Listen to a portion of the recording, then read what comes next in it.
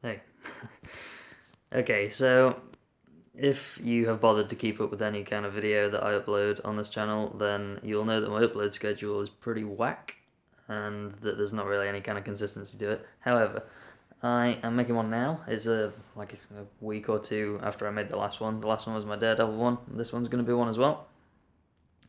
But as well as working on a Daredevil cosplay and a War Machine cosplay, I'm also working on a Destiny cosplay. So there's quite a bit of cosplay stuff going on, which is great, but I'm the kind of person that can't really focus on one thing, so I usually have like 3 or 4 projects on the go at the same time. But I'm going to try and concentrate on just getting the Daredevil one done because most of it is actually pretty complete. So I'll show you where I'm at, starting with this.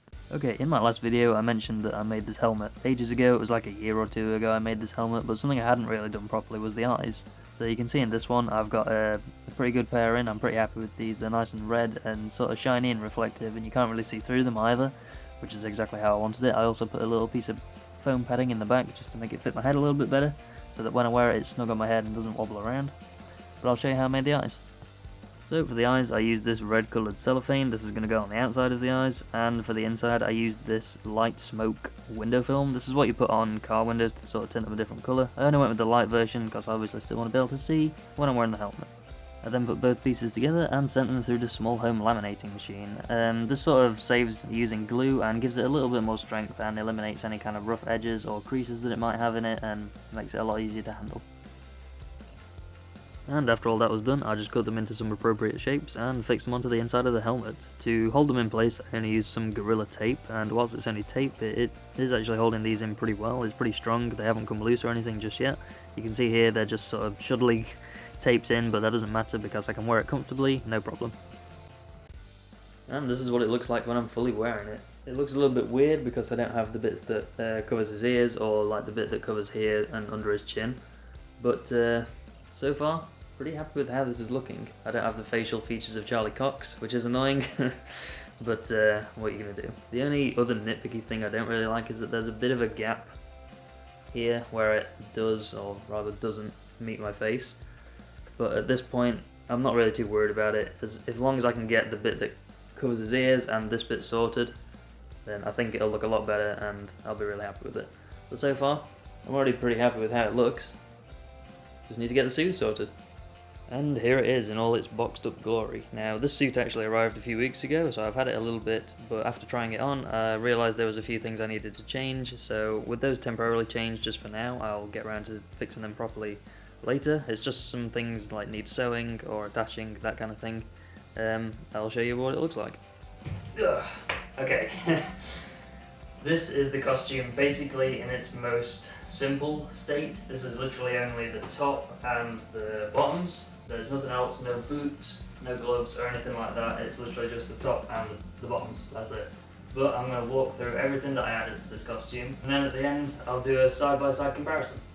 Okay, starting with the boots. Now, this is a pair I already owned, and I used these for loads of my other cosplayers. I use them for people like Ant-Man or Robin, or literally anyone that has sort of a more kind of tactical look to their costume, and for this one they work perfect, so I didn't have to buy another pair. Now moving on to the gloves. This is a pair of sort of tactical gloves that I just got off the internet. I got these off Amazon and they were on offer when I bought them, so I bought 2 pairs, one for Daredevil and one for another cosplay I'm working on. But they had this really cool tactical look to them. They've got sort of like the hardened knuckles and they look pretty utilitarian, so I thought they'd work pretty well with this cosplay.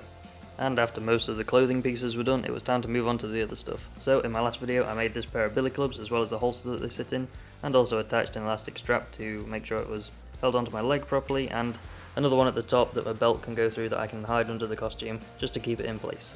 I'm trying to keep these little segments short and sweet so that they at least show you what I've made but also don't take up too much time. The next thing I wanted to add was his logo. Now in the show I don't think he actually has this on his chest, but I really wanted to make one just to make it stand out a little bit more, give it a little bit more detail as well, so I printed this out, a 3D print, and then stuck some sticky back velcro on the other side so I could stick it to and take it off my chest whenever I liked. I also got a heat gun, heated it up, and then pressed it onto my chest so it'd actually form this curved look and fit on my chest a little bit better. Now another piece of the costume that I made, but I'm not entirely sure if I'm going to use or not, was this utility belt. Now the belt actually just came with the costume, that was just part of the thing I ordered, But the pouches I made, these are made out of foam. These little buttons are drawing pins that I've just stuck in there, and they have magnets hot glued on the underside, so you can actually open and close these. And they do serve as actual pouches. They're not too big, so I can't really carry a whole lot in them. But, I don't know, this is a maybe. The final piece to do was the piece that covered his ears and his chin. This costume actually came with a cowl, which is what this cut up fabric is. We just sliced this up and used this instead.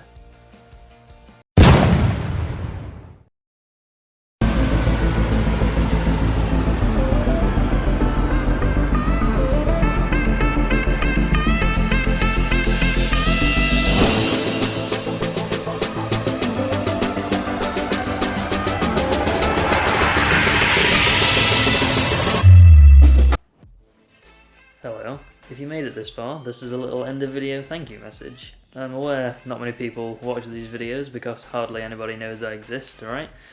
But this is actually something I quite enjoy doing, so I would like to do it a little bit more. I mentioned at the start of this video that there's not much consistency to what I upload, or really what I put on this channel that often, or how often I upload. It's been like 3 weeks since the last video.